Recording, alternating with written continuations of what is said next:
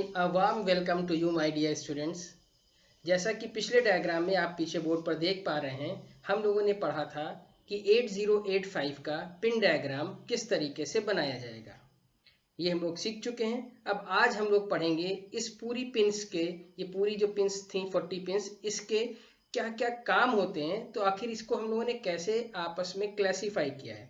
तो सबसे पहले तो हम आपको बता दें कि हमने इस पूरी 40 पिन्स को 8085 माइक्रो प्रोसेसर की 40 पिन्स को 6 बराबर बराबर कैटेगरीज में इसको हम लोगों ने क्लासीफाई किया है, जिसमें सबसे पहली है हमारी एड्रेस बस सिग्नल्स। यानी इसमें जो हमारी एड्रेस के लिए हमने आपसे बताया था कि ये हमारी A8 से A15 तक की जो हमारी एड्रेस बसेस हैं वो इसमें आती हैं। इनकी डिटेल अभी हम आपको बताएंगे। अभी हम आपको सिर्फ क्लासिफिकेशन बता रहे हैं कि सबसे पहली हमारी आती हैं एड्रेस बस सिग्नल्स, जिसमें हमारे A15 से A8 तक की जितनी भी एड्रेसेस बसेस हैं वो सारी इसमें इंक्लूड होती हैं। और नंबर 2 पर हमारी आती हैं डेटा बस सिग्नल्स। तो इस डेटा बस सिग्नल्स में हमारे यहाँ पर आप देख पा रहे हैं कि एड्रेस के साथ डेटा बस भी मल्टीप्लेक्स हुई है। तो ये AD0 से AD7 तक में हम अगर सिर्फ D0 से D7 की बात करें तो ये हमारे डेटा बस सिग्नल्स होते हैं।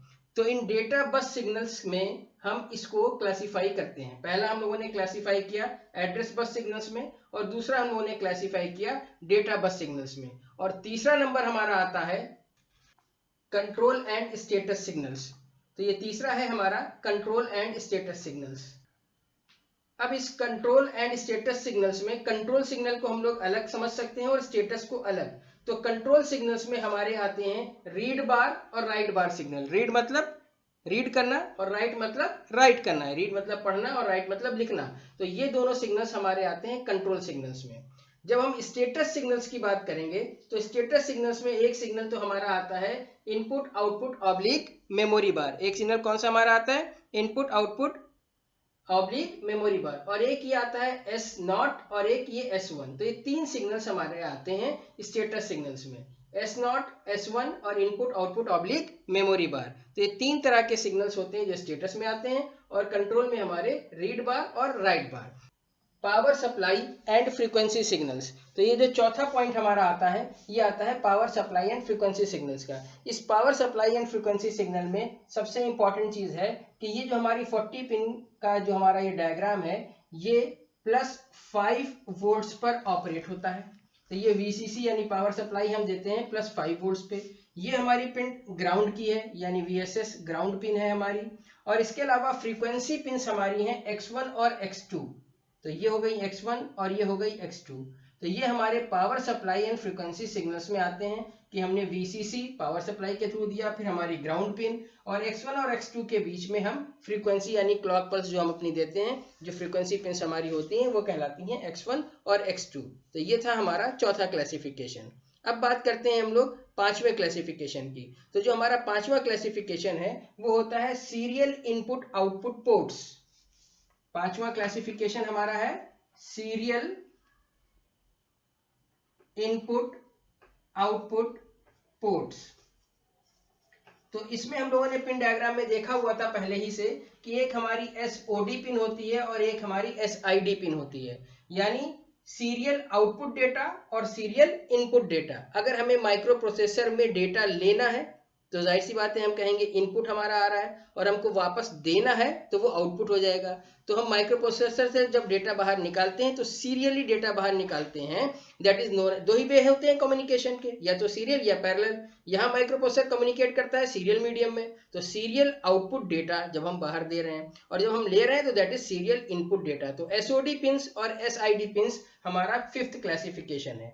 और लास्ट क्लासिफिकेशन हमारा यानी 6 नंबर बचा हमारा, वो होती हैं एक्सटर्नली इनिशिएटेड पिन्स। हमारे जो एक्सटर्नली इनिशिएटेड सिग्नल्स होते हैं ये वो सिग्नल्स होते हैं जो बाहर जनरेट होते हैं, मतलब these are the signals that are generated outside and are received by the processing, और प्रोसेसिंग के दौरान ये रिसीव होते हैं। जैसे कि सबसे नंबर 1 पर हमारा आता है हार्डवेयर इंटरप्ट्स, यानी ये वो इंटरप्ट्स होते हैं जो कि माइक्रो प्रोसेसर को प्रोसेसिंग के दौरान दिए जाते हैं। अभी इनकी डिटेल्स पूरी हम आपको बताएंगे। So these are hardware interrupts.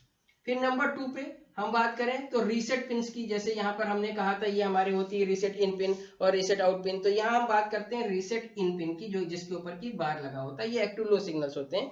जब ईबीएम की वर्किंग पढ़ाएंगे आपको तब इनको और डिटेल में समझाएंगे। 3 नंबर पर हमारी आती है रेडी पिन। रेडी पिन की भी डिटेल अभी हम आपको बताएंगे, अभी हम सिर्फ आपको क्लासिफिकेशन पढ़ा रहे हैं। एंड नंबर 4 पर जो हमारी पिन आती है वो डीएमए की पिन्स होती हैं। डीएमए क्या होता है ये भी आप आगे पढ़ेंगे। दैट इज HOLD यानी होल्ड पिन एंड HLDA यानी हल्दा पिन्स, HLDA पिन्स।